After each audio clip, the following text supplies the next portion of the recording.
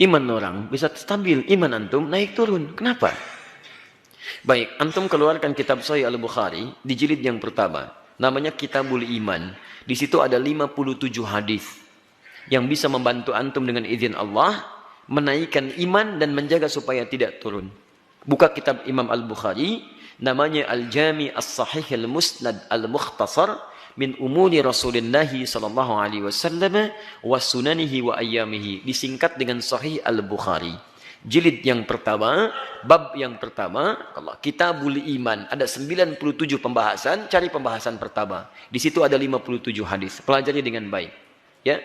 Kalau ingin ikut kajiannya, kami sampaikan di Masjid Al-Ittihad Kayuriyin setiap pekan pertama jam 10. Itu kajian Sahih Al-Bukhari. Kita masih di dalam pembahasan kitab Al-Iman.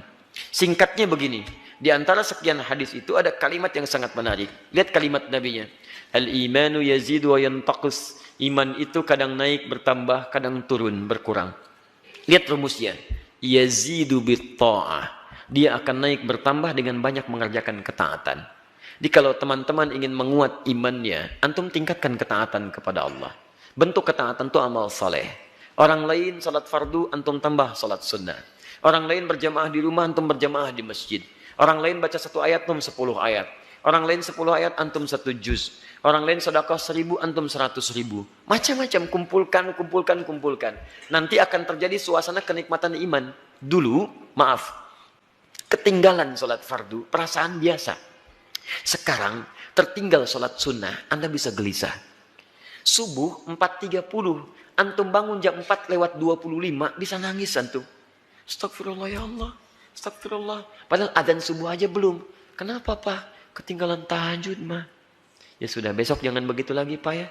Insya Allah. Besok pasang aja alarm kita sama-sama. Ya udah mah, pasang dari jam berapa? Jam 2. Masya Allah. Jam 2 tuh, padahal pengen bangunnya jam 3 misalnya. Bisa dipasang.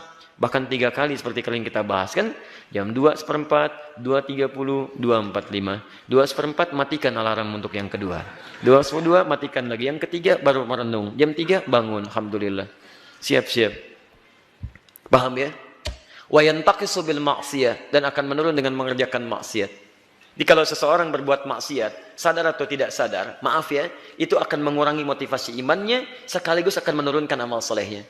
Jadi kalau Anda sedang menurun amal solehnya, dulu ke masjid, sekarang jarang ke masjid.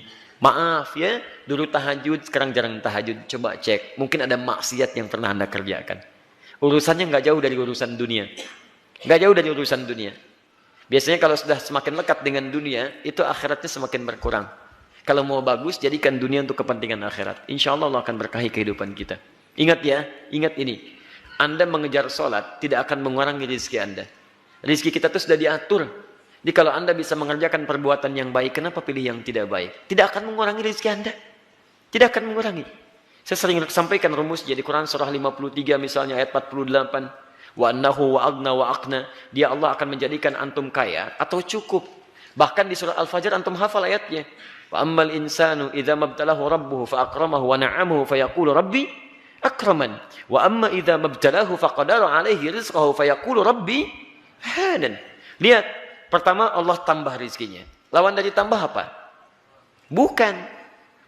Kalau kurang itu bahasa manusia. Bahasa Quran, cukup faqadara alaihi rizqahu. Kami cukupkan rezekinya. Sifat Allah itu nggak akan mengurangi rizki. Sifat Allah itu mencukupkan rizki.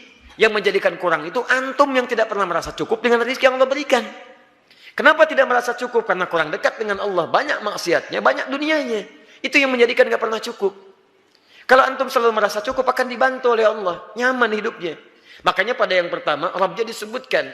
Karena ketika Allah menambah, itu sifat Allah. Tapi ketika dicukupkan, Allah tidak cantumkan kalimat Rabbnya. Wa amma idza mabtalahu faqadara alaihi. Kalimat Rabbnya dibuang. Kenapa dibuang? Karena sifat Allah berkeinginan selalu menambah. Kalaupun kurang, itu perasaan antum. Karena Allah tidak pernah mengurangi rezeki seorang hamba. Makanya jangan sampai Anda menyebut, ya Allah kenapa engkau kurangi rezeki saya? Bukan saya yang kurangi, kamu yang gak pernah merasa cukup. Paham? Jadi sebetulnya kalau kita merasa cukup, enak Pak. Dibantu oleh Allah, hidupnya ringan. Mau berangkat, gak punya mobil, biasa aja. Tunjuk begini, mobil berhenti.